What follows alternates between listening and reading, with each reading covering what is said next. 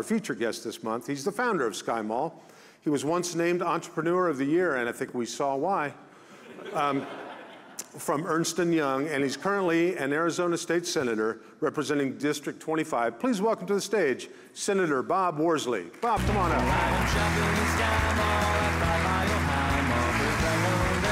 Welcome, sir. Good to see you. Good to have you here. Thank you so much for, and thanks for having a good sense of humor about that. Those were awesome items. We learned early on when we started the company that people would not buy normal things on airplanes.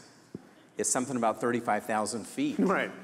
And so you put something you would buy at Target or Walmart and it wouldn't sell. But if you put ridiculous, unique, hard to find items in the book, they sold. And I think it's because people see the aircraft and see airports as kind of a place where you get taken and you're going to pay extra. And so they go, well, if I see that and I want that, I'll just go to Walmart. I know where to buy it. But if you see something, I don't know where I'm ever going to see that again, I have to buy it.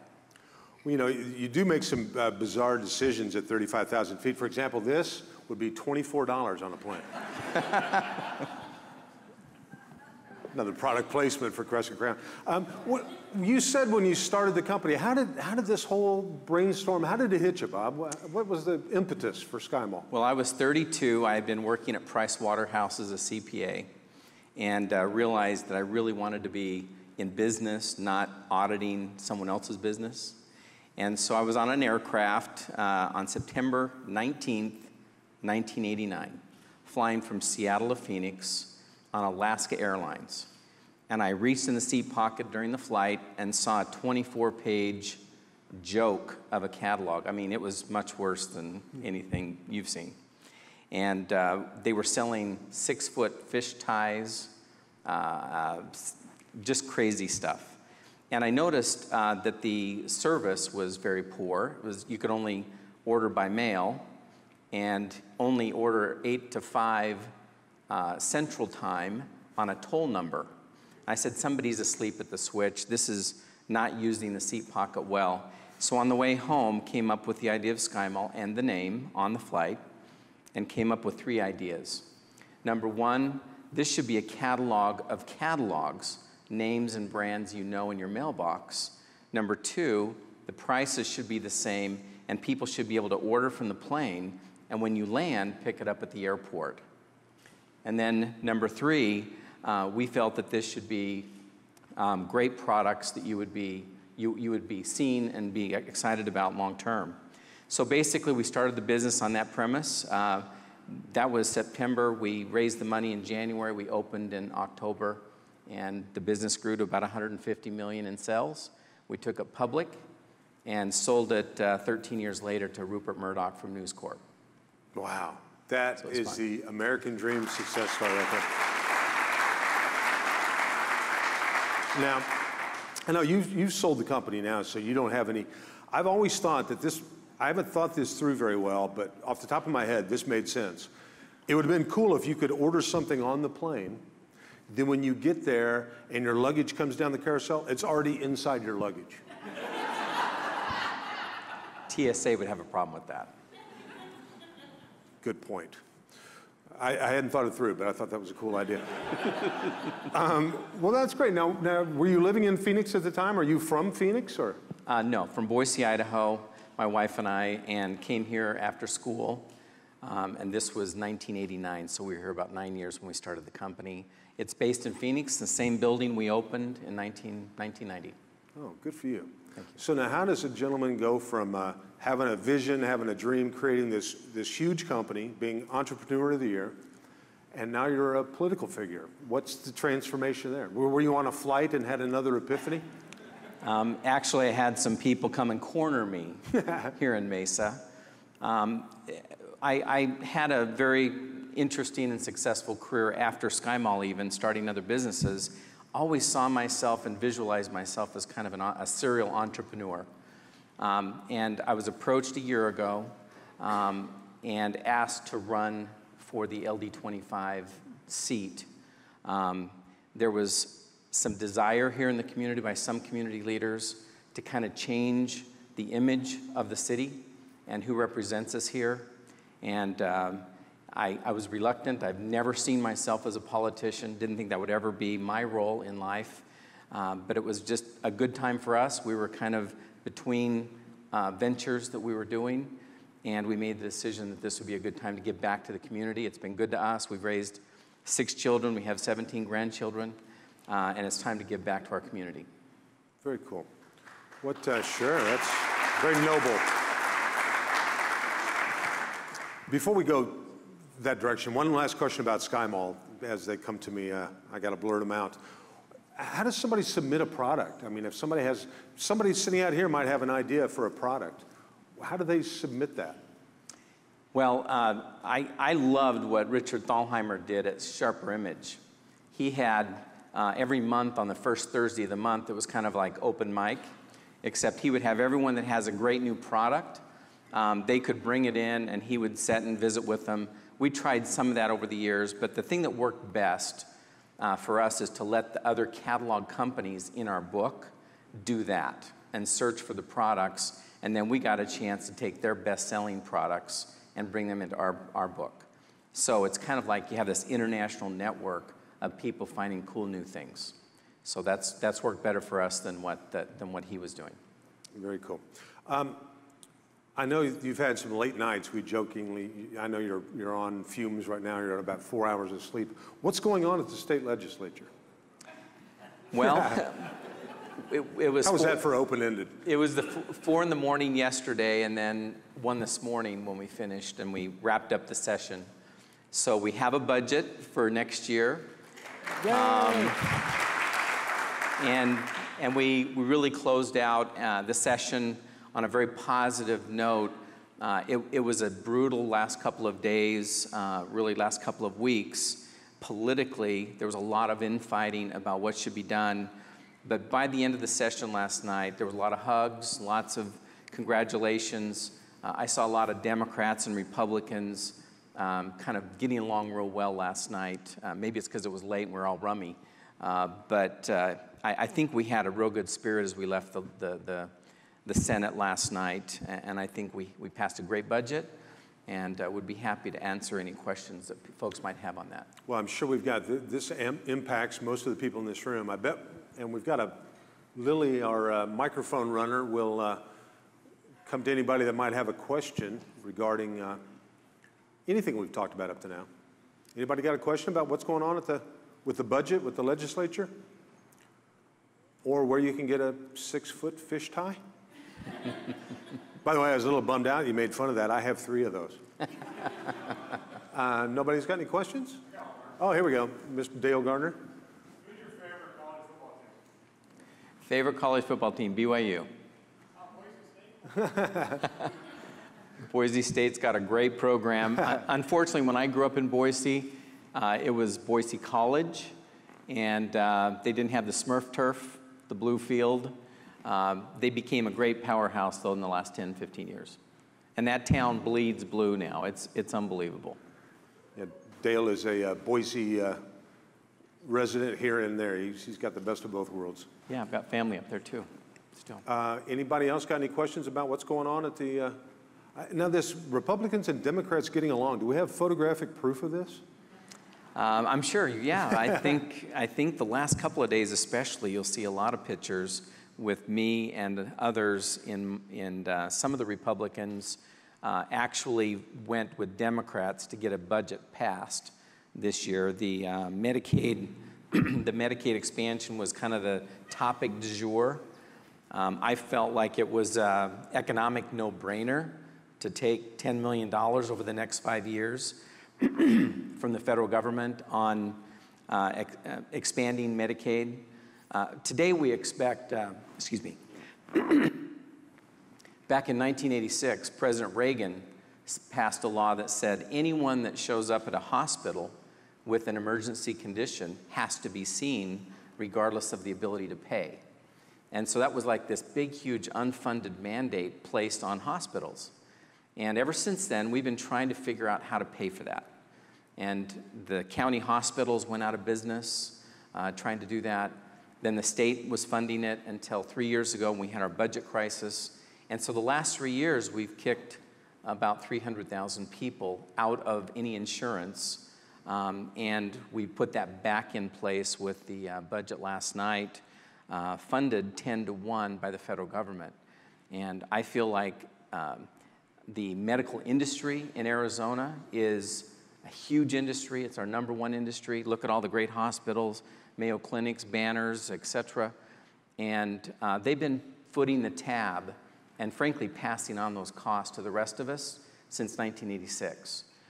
If we don't help them with these unfunded folks that show up that can't pay for their health care when they show up at the emergency room. So I was in favor of making the hospitals whole with this Medicaid expansion, and that became the topic of the year in the legislature. Kind of split the Republican Party a bit, and hopefully we can come back together now and reunite. Well, I know that in your campaign, you like to talk about the elevate points. Yes. Maybe you can kind of share those with us and thank you. Run them by us. My most overwhelming feeling this last year about this community is that we were tired of the negative, the vitriol, being accused of being racist as a community. And I felt like it was time to leave those negative vibes behind and to elevate above that and come up with a more positive message and a more positive image for our community. I believe our state needs that. And so my campaign was about elevating Arizona. And to do that, I think we need to have a vision for what we want to become. And it's exciting that we get people like the Fireball folks that want to come and see our community and experience our community, our Mesa Arts Center, for example. But we have a lot to be proud of. Arizona is a great state. A lot of people like to come here. A lot of people like to come and winter here. And I just don't think it does us any good to think of ourselves negatively and to constantly hear diatribes and have people on television, our lawmakers, making comments that don't put a positive light on us and our state. So I'm all about raising a positive vision for the state. And so that's what I'm working on. You'll hear that my wife and I we've announced we're going to raise the money to build a concert hall next to the Mesa Arts Center that will be a world-class concert hall, mainly for choral and symphonic performance. We've been traveling all over the country. We're raising awareness of that, and we hope by 2017, 2018, you will see the first world-class concert hall in the Southwest right here in Mesa, Arizona. So we're really excited about that. Oh, that's awesome.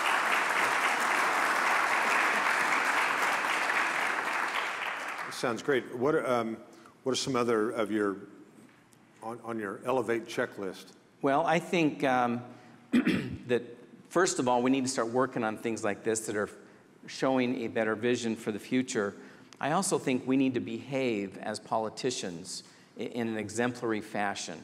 I hope you haven't seen me on film this last year in the campaign and this first session saying things that would inflame or create a bad image or impression of our state. So I think we just need to behave better and try to elevate the caliber of people that run for office here.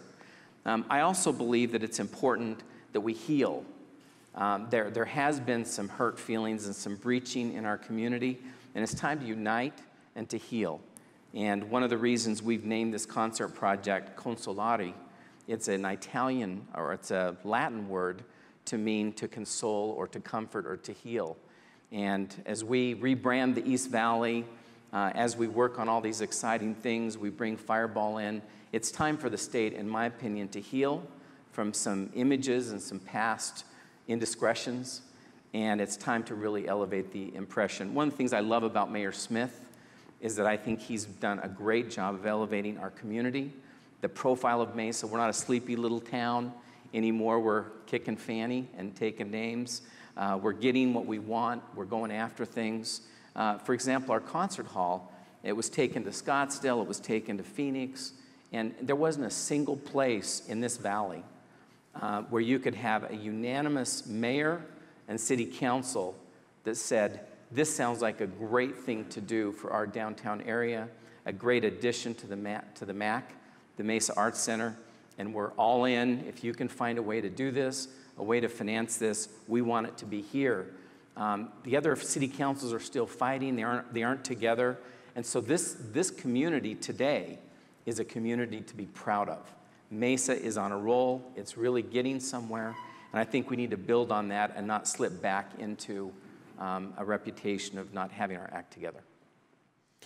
Legislatively, what are your priorities? What do you think about the economy? If you had a crystal ball, where are we going? Well, I think first of all, we've got to make sure entrepreneurs can start businesses. Everybody wants to hit a home run. We got Boeing to move their aircraft manufacturing from Seattle to Mesa. Everybody wants a big home run to read on the front page of the paper. But the truth is, in America, jobs are created by entrepreneurs, new, small startup businesses. And we need to have an environment where Mesa is a great place, the East Valley is a great place to start businesses. And so, for example, I went down to the Capitol. For 8 years, Union Pacific has been trying to open a Red Rock facility near Eloy. 8 years. And they've been fighting with the state land department. There's been this impasse. And 3 months ago, I got Union Pacific. As a senator, I said, come over here. So we got Union Pacific to come from the Midwest. I got the state land department. I got Pinell County. We sat in a room, and we'll be making a public announcement this next week. We've got all 3 parties together, and within the next year, we'll have this group done. We'll open this classification yard near Picacho Peak, and we'll create 150, 200 jobs and create a whole new industry around intermodal transportation transfer on the UP line between Tucson and Phoenix. Create a whole new job, a whole new sector. That's the kind of thing I think our politicians should be working on, removing barriers so businesses can thrive. The other thing we did last night, I'm really very proud, more proud than actually Medicaid. We passed last night unanimously out of the Senate TPT reform. That means that our sales taxes that are the worst nightmare of paperwork anywhere in the country for any state in the United States, we passed one form, one audit in Arizona now for sales tax. And all of you, especially Ocean and the others that are in this business, it's been a nightmare to keep track of how to pay your sales tax, how to remit that to the state. And we passed last night a major simplification of that system.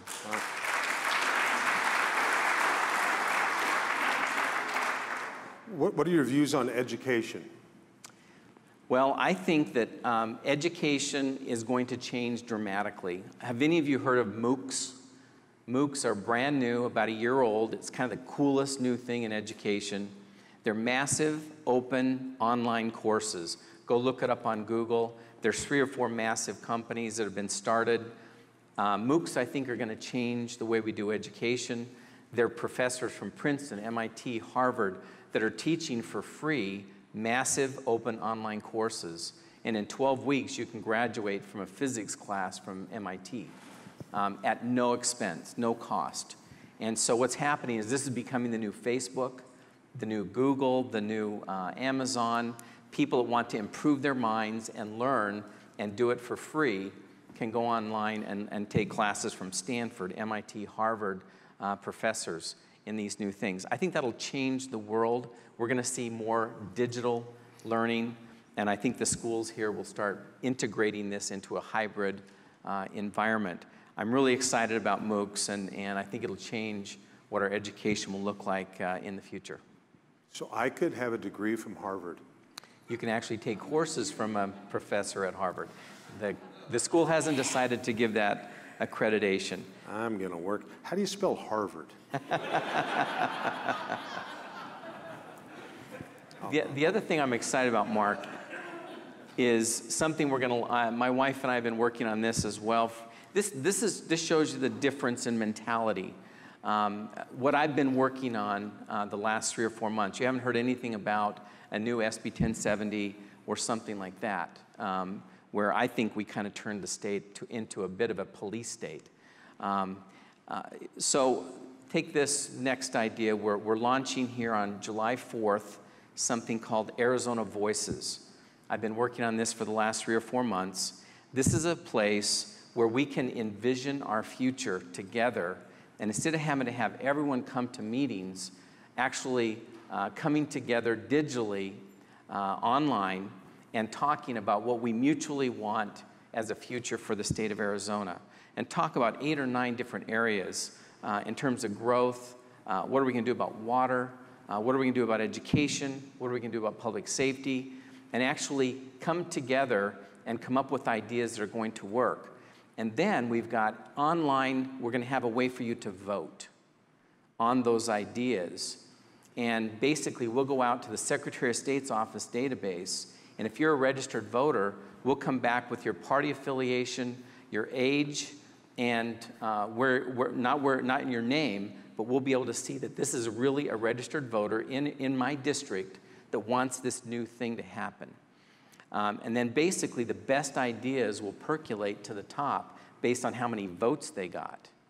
And then we want to present these great ideas to our legislature every year so that we're actually working on your things that are important for you versus what we get elected and go down and just say, hey, I think I'll drop a bill on XYZ because I'm personally interested, or I'm personally self-interested financially to pass a new bill, which is why I think our government has gone somewhat amok. And so this is a way for the community. Look for ArizonaVoices.gov. On July 4th, we're going to launch this, and we're wanting to engage the entire community on what we want this state to look like in the next 50 to 100 years. That's great. You know, you've mentioned your wife a couple of times. This is your lovely wife, Mrs. Worsley. How long have you been married? 35 years, 36 in December, 6 kids, 17 grandkids. Wow, there you go. Well, you're going to have a very happy Father's Day, I'm sure, and thank you so much for coming by. Let's do this. I got time for one question. If anybody's got a question for Bob before we wrap up today's Mesa Morning Live. Otherwise, I think you covered it so well, you've left them speechless. Thank you. Which rarely happens here. We really do appreciate your public service. Thank you so much for trying to make a difference. And I agree. I think Arizona is the best place going. So thanks for stopping by. Ladies and gentlemen, how about a nice round of applause for Mr. Bob Worsley.